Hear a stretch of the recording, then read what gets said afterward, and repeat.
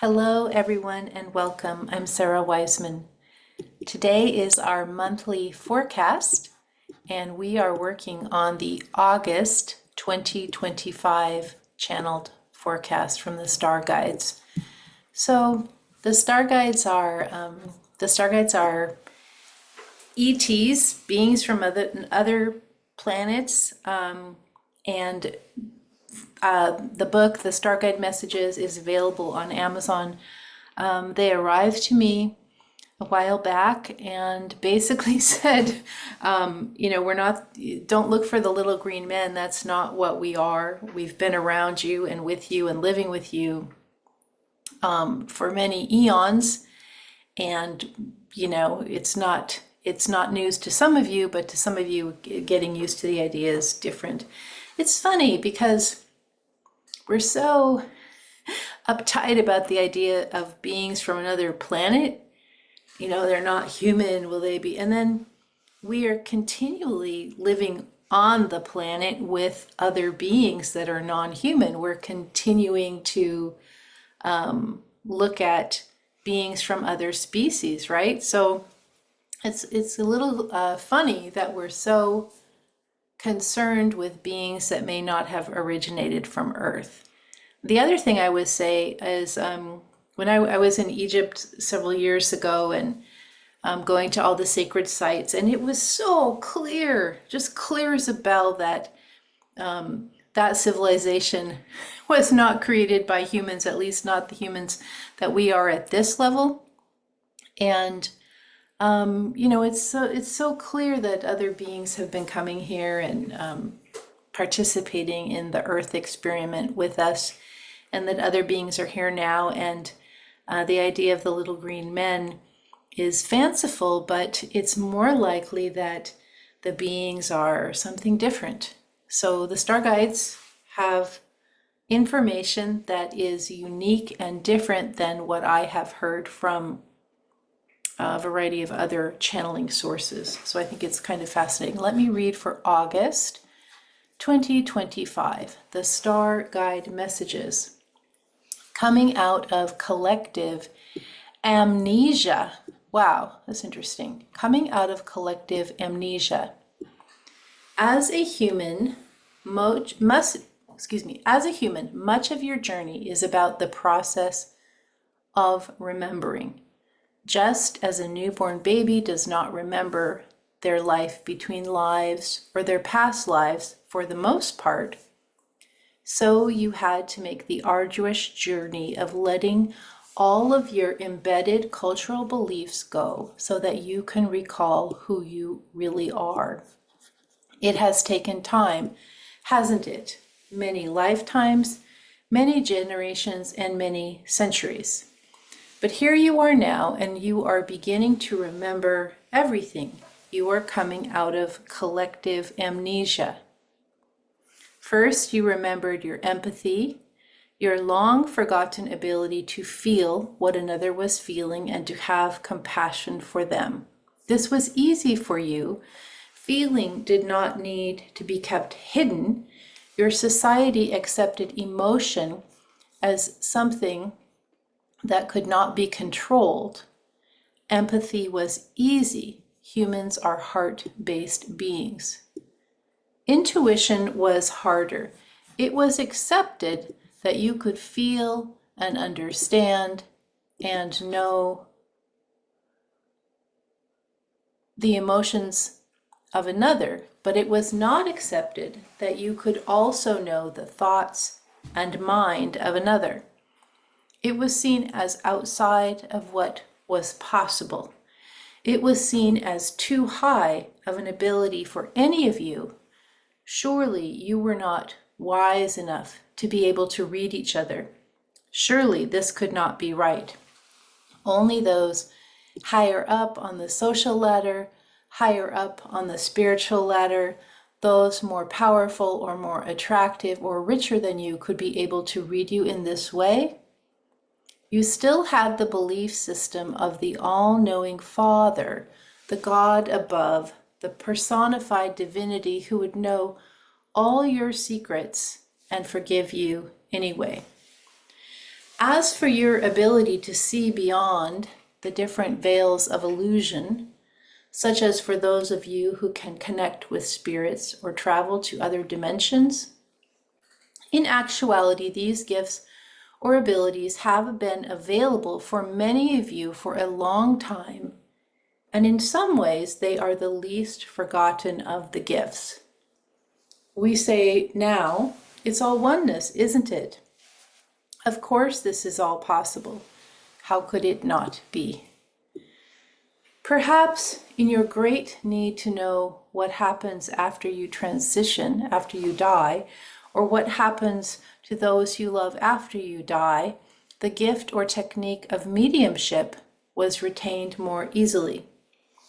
Perhaps in your natural ability to travel between dimensions by use of memory and déjà vu and trance as portal, you found it easy to explore other realms astrally, and this also has not been difficult for you, and you have done it for a very long time.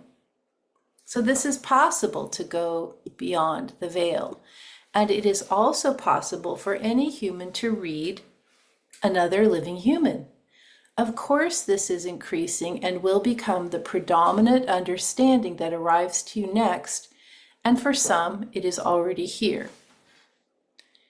You first began to read each other by empathy, and in early times you experienced either empathy or fear. There was not much in between. One level slid to the extreme. It was hard to trust outside of your tribe or group, and so there was much fear.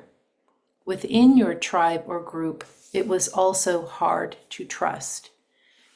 There were no smaller family units as in recent past. Society was not yet arranged that way, and yet, as you know, society is no longer arranged that way either in the nuclear family. That was a blip, an experiment actually, a gathering point for processing grief after the calamity of a world at war. It was something that held for a moment but no longer holds. In the deeper past of your past lives and your ancestry, there was only you, loosely aligned with some you shared biology with, and even this was not something that held if you moved from your region. If you were lucky, you found some level of trust with those you lived with or near. If you did not have this luck, you lived with or near others and did not have trust, and this was true for many or even most of you. Empathy arrived as the first level of consciousness for humans, and for some of you, it did arrive with biological connection. You had a child and you felt a deep desire to protect that child. That growth was still based on fear. But then you saw someone else with a child and you also understood that person's deep desire to protect their child, and you felt and understood their desire as your own. This was a new awareness that you could feel and sense outside of your own experience. You could feel and sense what another was feeling, and most importantly, that you were aware that you were having this feeling. You had empathy, and you were aware that you were having empathy, and others were also aware. Recall again, you were not born with empathy as a species. It developed. It was a state of consciousness that you evolved into. No one directed you or told you or taught you. You evolved into it on your own. This is the first aspect of how you began to change. This change continues. We say again, this expansion continues. So that is a lot. There's a lot here. I want to just sort of speak to some of the things that strike me as, I'm recording this months ahead of August. And part of the fun, as I've said before, for me is seeing how I expect that everything will line up. If time is not a linear thing, time is like a folded, layered consciousness. So I would expect that if I plan on having this be here for August, that the guides are going to provide me, they already know this, the Star Guides, and they are providing what is needed for us as a collective. So the first thing I think that is important is this coming out of collective amnesia, this idea of not being able to, for many, many centuries, to remember who we were. And I think that the moment the church and literature, literature probably too, but the moment political systems, the moment big systems started to take control of society, they did not want anyone being outside of the dominant view or the dominant culture. When big systems started controlling or wanting to take control, they needed everyone to be in alignment with that dominant view.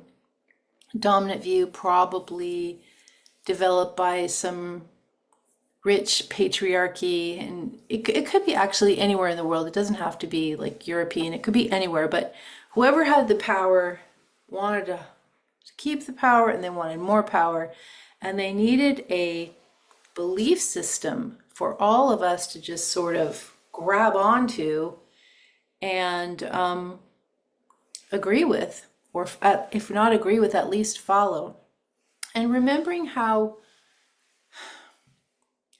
there weren't a lot of ideas floating around centuries ago. There was probably a rural situation that you were in. You probably didn't know how to read or write. You didn't have any way of probably traveling very far from where you lived.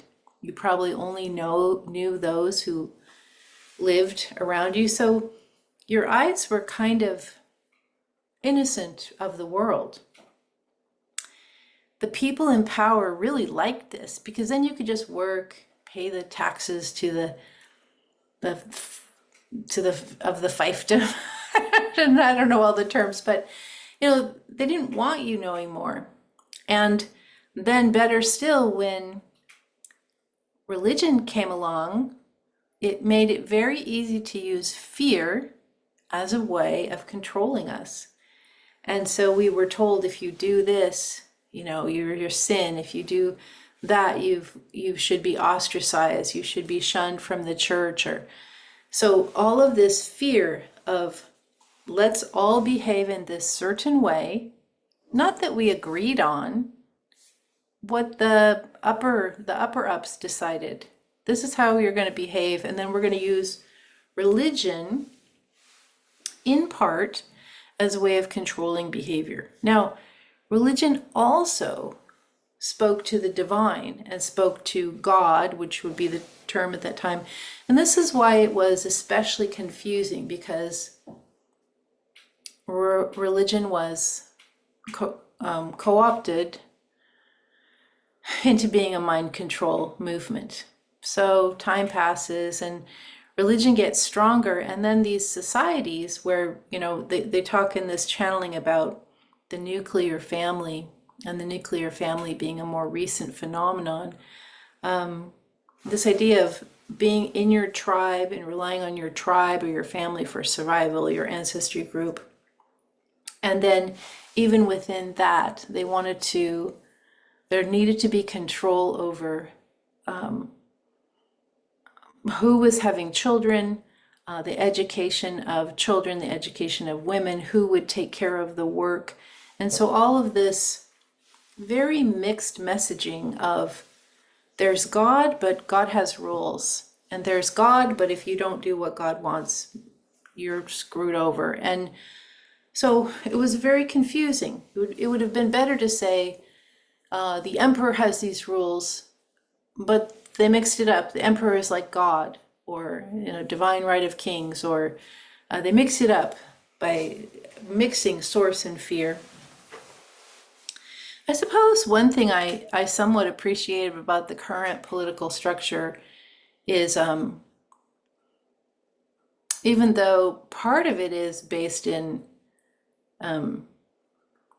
right-wing fundamentalism, a lot of it is just based in business. And I sort of find this a separation of church and state, even as they're saying we're combining it, but there's no in the current political rhetoric, there's no we're following a higher calling. It's like they're following the lower calling, and they're not pretending to do otherwise. And I guess that's a win, supposedly. I'm sort of tongue in cheek here, but the issue now is that all communication has gotten so broad and it's available to so many of us that only the most only the places in the world where there is just lack of communication with the bigger world, most of the world has access to a lot of the information. And so there's not this one pinpoint, go to church every Sunday and get indoctrinated, or Saturday, or whatever day it is for your particular group that your ancestry was following. So this idea of coming out of collective amnesia is about, we were just so brainwashed for hundreds of years, brainwashed. And now we're kind of looking around and being like, I do remember how to do this soul work. I do understand myself as true divine being. I do understand myself as the heart being my power source, the heart being where the soul resides. I am starting to remember that they didn't talk about this particularly in this one, but like I can communicate with plants, I can communicate with animals, I can communicate telepathically with everyone, any species. I can look into the past and recall my past lives. I can look into the future and see what's happening. I can energy heal myself. I can energy heal others. I can definitely cross the veil and see those who have passed beyond. And so this entire giant wealth of ability that we've been told, that's not a thing, or we'll burn you if you do that. Put your witch stuff away. And it's like we're coming out of that and like, yeah, I remember how to do that. Oh, wait, you remember too? Yeah, we can all do this, can't we? And of course, there's naysayers. It's not rational, or, that's just woo-woo. But those voices are fading. Now, I have been reading a couple or watching a few ideas that I like. One is, the guides have been talking about this too, like this idea of there is this split in dimensionality. Like if you're attaching to higher vibration, if you're attaching to this idea of oneness consciousness, you're existing in a different dimensionality than those who are attaching to the idea of separation, fear, and dog eat dog world. So by your belief system and where you put your attention, we're sort of hovering into a different dimensionality, a different layer or level of the universe where we exist. And I find that to be very true. I don't think there's any shame if you're in the lower dimension or the lower vibration frequency. Every soul has its own unique path. We don't know where another has been all these many lifetimes, or what they've done or what they've understood. So it's not for us to be concerned if we're watching people who just are still really locked into this idea of separation. All we can do is offer, there's a different way. The other piece is I've been watching, and this may have already have shifted by now, but this idea of the big flash or the big light. So this is consciousness awakening, and this idea of, instead of looking for one big event like a solar eclipse or spaceships landing or who knows, but instead it's more like the light is on. All the lights of all of us are coming on, and there's one, and there's one, and there's one, and there's one, and soon everything is illuminated in a new way. So that's, as you look around and sense other people and how they're feeling, what you're doing is sort of looking around and going, oh, there's collective amnesia we are coming out of this stage. You know, way back, there used to be this book called, it's a trilogy. Probably some of you read it, depending on how old you are, but it's called The White Mountains. And it was all about, okay, maybe it wasn't about this. This is what I remember. It was about these, I think they were humans. And when they were like 10 or 12, they got these caps put on them.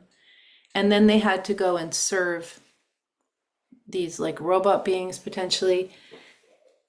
And when you put the cap on, you forgot everything about your previous self. And one person, one of these, the hero of the book series, was able to take their cap off and suddenly remembered all of it. And over time, they escaped the robot beings. The cap was taken off, and they made their way to the White Mountains where everyone had taken their cap off. And this is this idea, this waking up. We take the blinders off. We open into consciousness, and we look around, and we look for our colleagues, the other souls we've been doing so many lives with, working towards this, and we see that they are conscious too. We leave behind the collective amnesia. We stop forgetting who we are. We remember all at once together. If you are interested in this written teaching, so there's the StarGuide messages. I don't have that on hand right now. There's the Gabriel messages. They're both on the website, sarawiseman.com.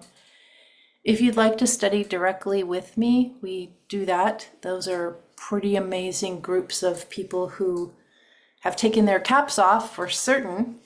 A lot of psychics and healers and many people that are so amazing. I'm so honored to work with them. And there's lots of really low-cost resources at sarawiseman.com too. So thank you for listening, and I will see you next month with another channeled forecast.